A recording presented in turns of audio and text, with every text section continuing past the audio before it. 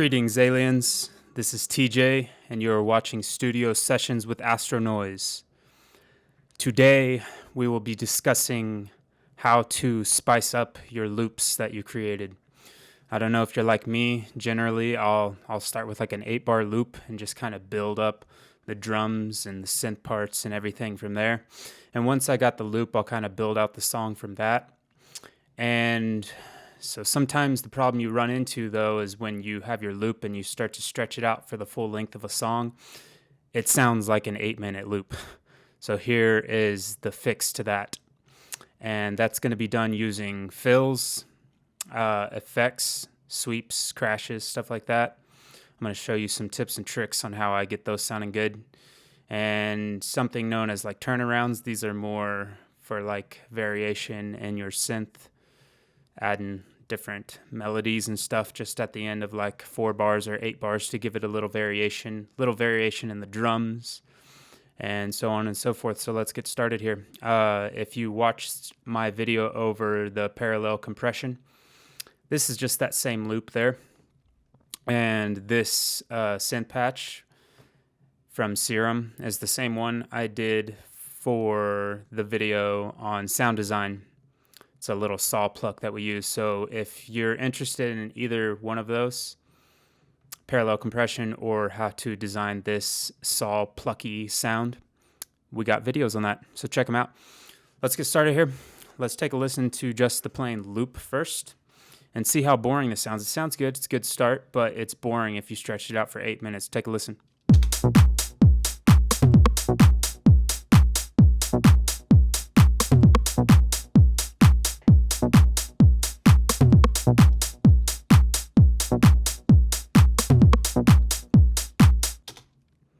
Right, so yeah, it's a good start, but it's by no means a song. It's not alive. It's not moving and grooving. It sounds like a robot just playing the same sounds over and over to me. Anyways, it doesn't have a human feel. And even though we're making electronic music, put some human into it and you will definitely notice a difference, and so will the people listening. So in the parallel compression video, I did have this snare in there, and this does have a little bit of variation in it. I don't know if you can see these samples are not all the same. Let's zoom in a little bit. There's actually like a reverse snare, a little double hit right there, and a reverb snare. So that's already given a little bit of variation. Listen to the difference with this on now. Yeah, and like I said, I just reversed this one. These particular hits, if I zoom in, you can see I did a little variation in the volume. This is minus 3 dB, just to give it a little bit of a less volume than the other hit behind it, so it sounds like it has variation, like a real drummer's playing it, because real drummer's not going to hit the snare with the same velocity every time. And then this is just a reverb one. Let's take a listen with the snare added in.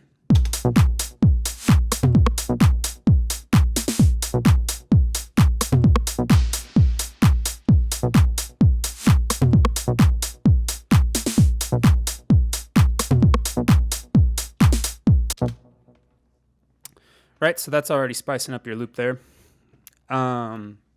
Sky's the limit to whatever you want to add in there, and I really like the reverse snare type sound, like sucking into that. Like I have it leading up to this clap right here, which I always find works really well. Sounds cool. So let's go to the first type of fill. This is out of one of the sample packs I actually created. I'll link it in the description. Can't remember exactly what website it's off of. I'll find it though. I'll link it in the description. This is just a little snare fill. As you can see, it's just a little snare roll, basically. 16th notes. And let's listen to what that sounds like at the end of the 4 bars here, or however many bars I got. I'm just going to do 1 bar out though.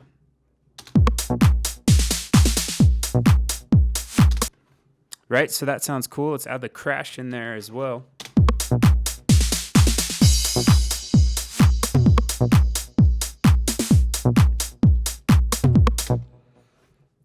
Cool, so already getting more variation onto just our existing drum loop.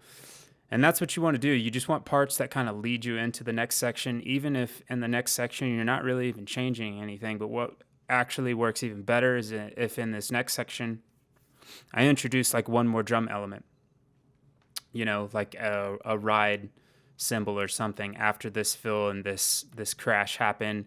If the drum loop was like it was before, then I get a fill and a crash, and then the ride comes in. That's an excellent way to introduce another drum element, and it's definitely going to pick up the pace of your song, and you're going to feel your song is moving. So let's actually, for instance, just take the hi-hat out beforehand and then listen to the difference of when this fill and this crash introduce the next part, which is this closed hi-hat.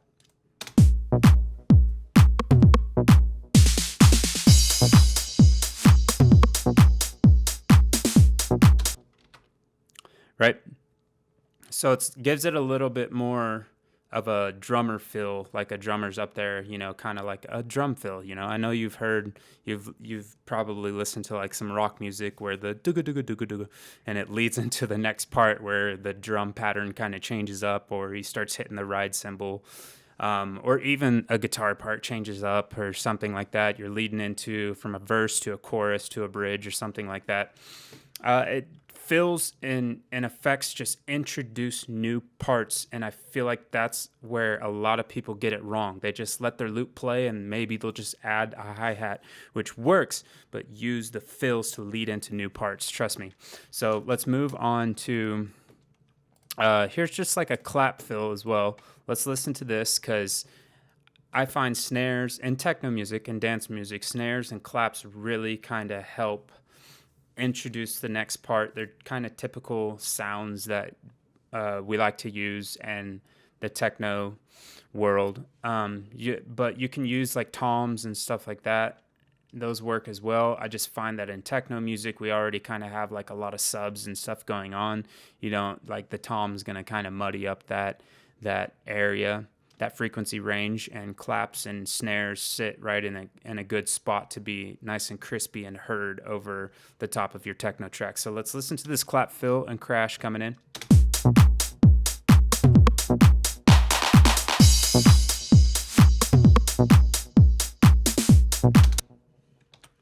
Right, so that's those are just two simple ways basically.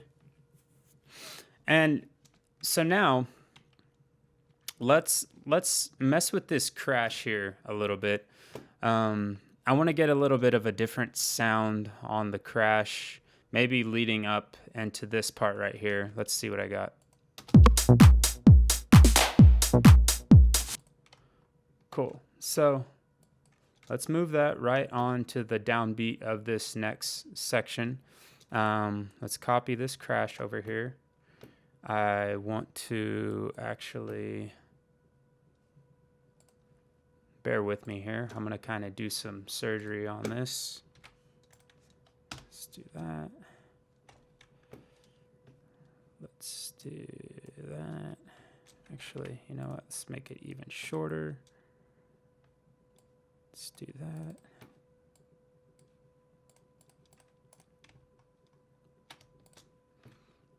And then I'm going to go reverse. Cool. Let's bring it up here. Let's EQ it a little bit. Actually, before the EQ, let's put a little reverb on it. That ought to sound cool. It's going to have a tail, so let's drag that out.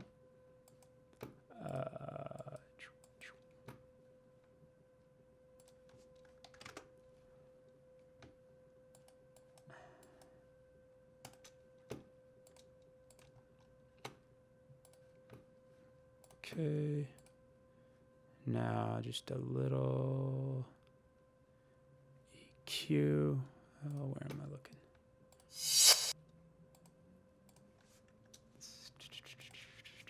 Oh.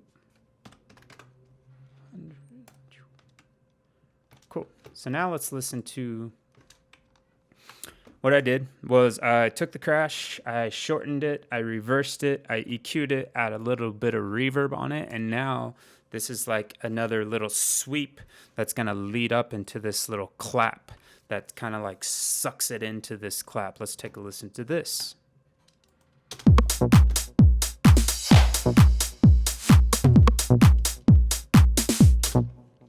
Honestly, don't know if it works with that clap, but let's just listen to the reversed hat by itself.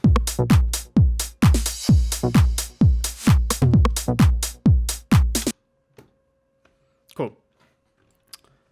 That sounds good. Let's, just for a little bit more variation here, let's do this. This is my kick drum right here.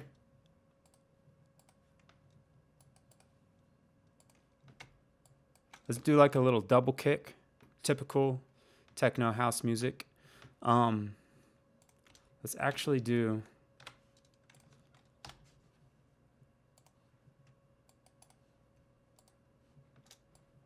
it like that. So dun dun dun dun boom boom is what it's gonna sound like with that little sweep in there. And then just for a little bit more, let's do a little clap variation. You know what? Let's put that clap back in there. Let's just turn it down. And then let's add some reverb on it. Same settings I used for that reversed cymbal. So it's got kind of a similar sound.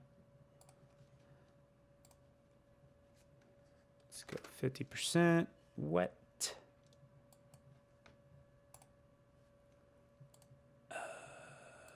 Slap a little EQ on it.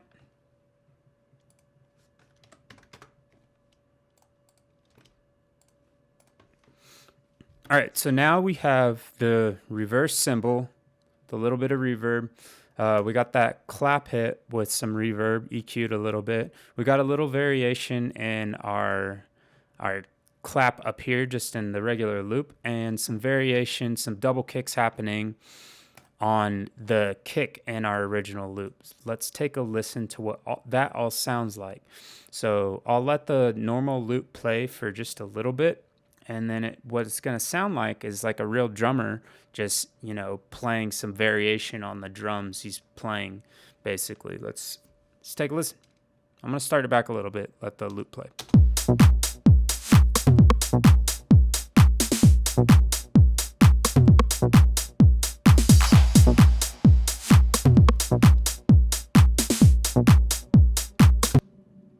Right?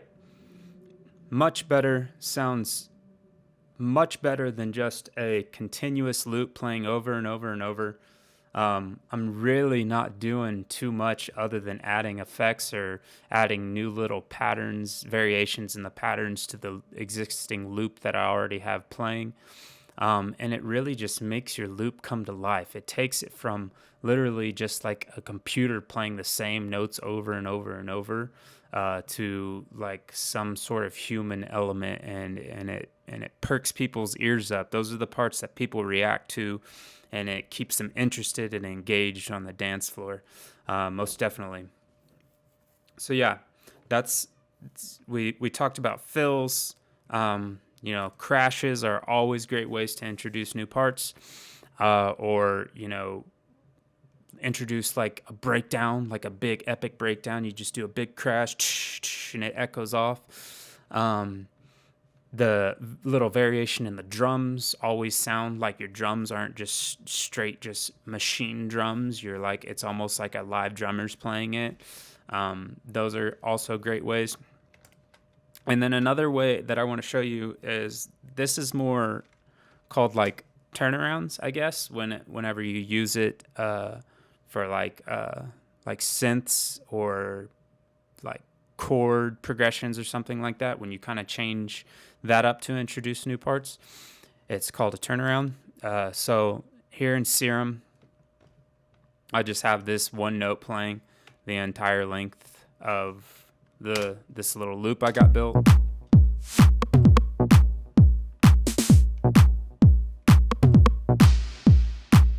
So right here, after 4 bars, let's go ahead and do a little variation there.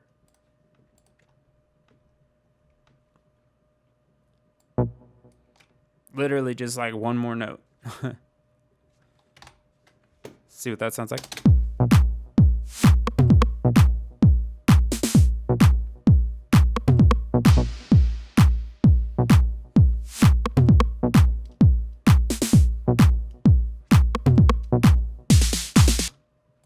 Cool. And then on this last part, let's do.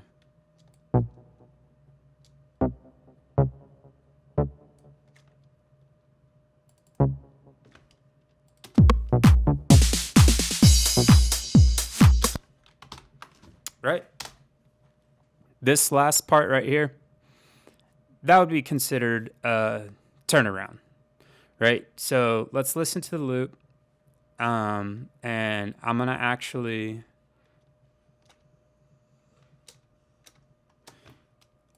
I'm going to turn this on latch, and I'm going to mess around with the filter. And again, you can look up this synth patch. It's pretty similar to the one that I created for the sound design of our little saw pluck sound that we use in a lot of our tracks.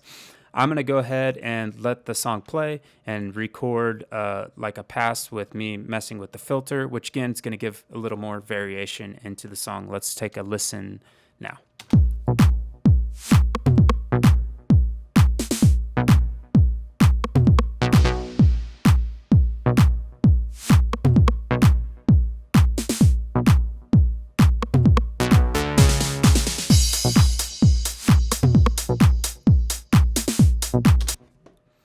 Right, so that gives so much. There's so much more variation going on now that I am messing with the filter and this little mod wheel. I got it controlling a bunch of other things. Again, watch that video. You can see what's going on under the hood of this little synth patch that I made. But there's variation going on in the filtering.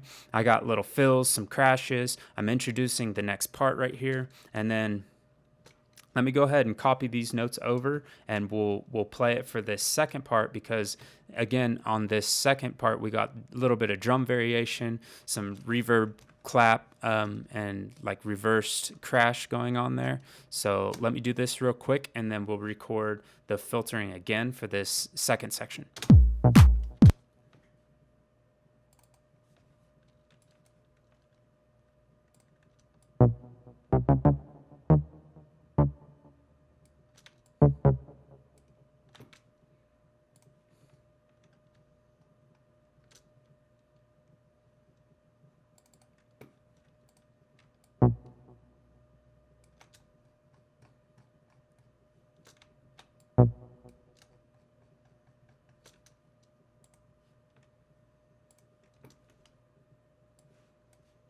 All right, now I'm going to go through the second part, record the filter.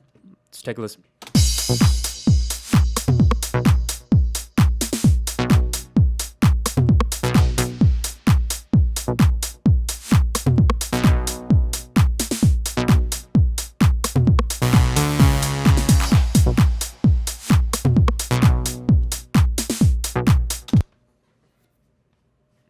Sweet.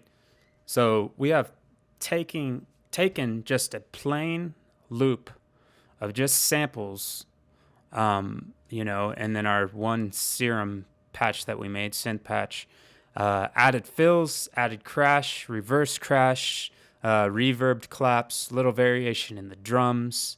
And these are all just ways that we can add the spice to our, you know, just boring old loop. And again, you can add effects on top of that. I made a delay and a reverb send, so let's add a little bit of delay and a little bit of reverb onto, that's my crash track, and then let's copy that over to this clap and the fill as well.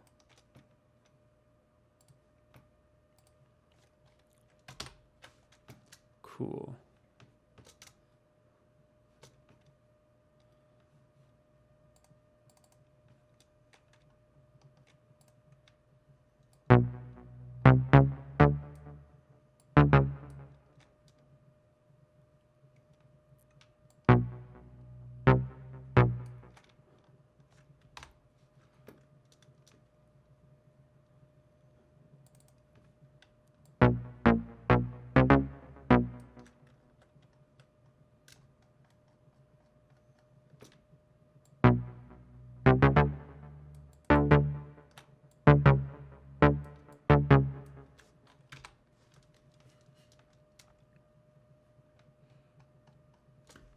All right. Let's do this. So the first section is take out the clap. Okay. Let's take it out actually. Let's take out the hi-hat. So let's just make markers. Section 1, Section 2, Section 3,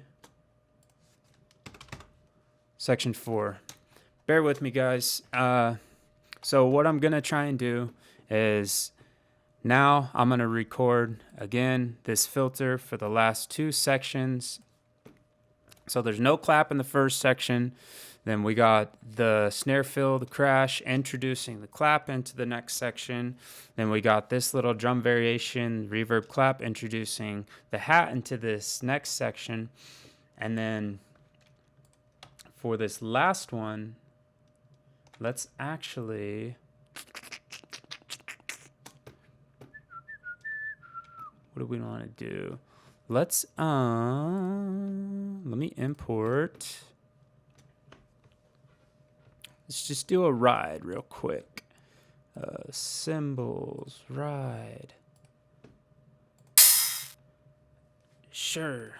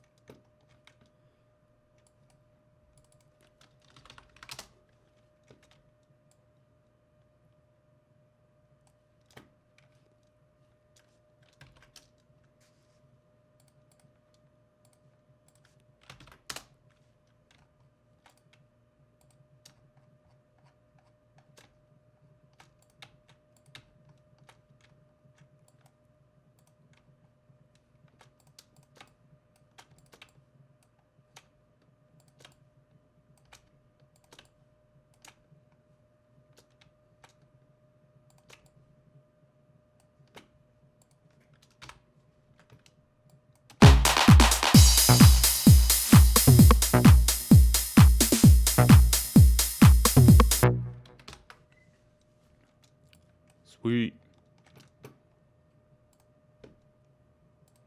Let me see the automation. Ooh, and look at that.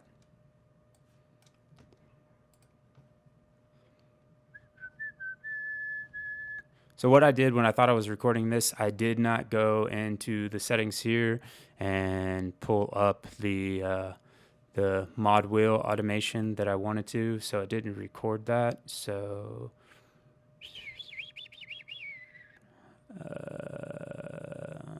where's it at? Where's it at? Where's it at? Where's it at? Macro 1. There we go. So let's go here, serum, macro 1. Start it down there. It's on latch. Now we got our loop building. Got all the effects in there.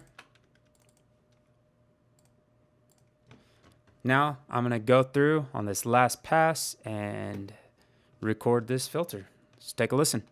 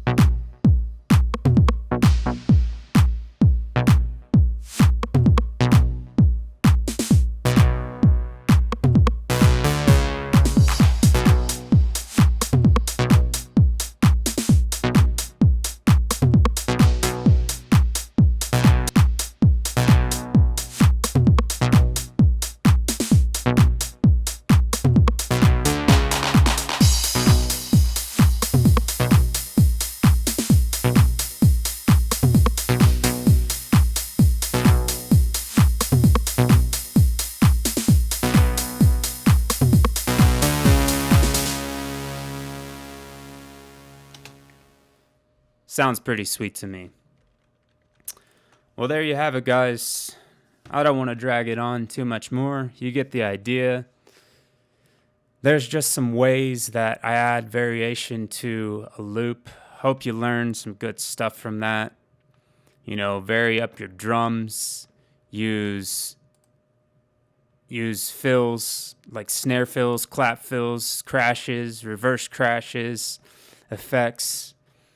Play with, the filtering on the synth patches that you have and make your loop come to life. Don't let it feel like a stale just computer playing the same notes over and over and over. That's good that you can come up with a good solid loop, but build from it, make it come to life, put some human in it.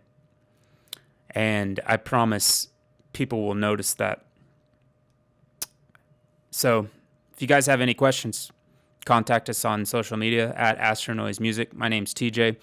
You can find me on social media as well. And until next time, make some music. Peace.